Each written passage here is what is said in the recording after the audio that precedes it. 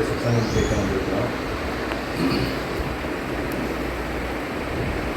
இப்போ கடவுள் வந்து நமக்கு நம்ம பக்கத்துலேயே இருக்கிறாங்க, நமக்குள்ளே இருக்கிறாங்கிறதுக்கு ஒரு சின்ன ஸ்டோரி சொல்கிறேன்.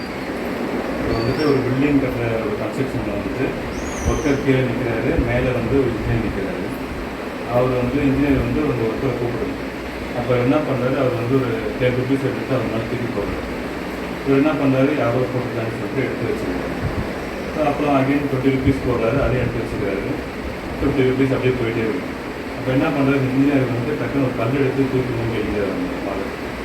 ஸோ அவர் வந்து கூப்பிட்டாலே கேட்கும், ஆனால் வந்து அவர் கூப்பிட்றதுக்கு ட்ரை பண்ணுறதுக்கு என்னென்னமோ பண்ணுறாரு. ஸோ இவர் அந்த கல் எடுத்து அடித்த உடனே தான் இவர் வந்து திரும்பி பார்க்குறாரு. இந்த இன்ஜினியர் வந்து யார் அடிக்கிறாங்க அப்படின்னு பார்த்தா இந்த இன்ஜினியர் தான் அடிக்கிறார்.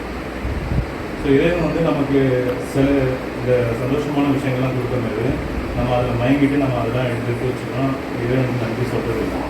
ஸோ ஏதாவது துன்பம் வரும்போது மட்டும்தான் மற்றவங்க தான் நம்ம வந்து இறைவனை பற்றி யோசிக்கணும். ஸோ எப்பவுமே வந்து நம்ம இறைவனை நேசிக்கணும், பார்க்கணுன்றதுக்காக ஒரு சின்ன ஸ்டோரி.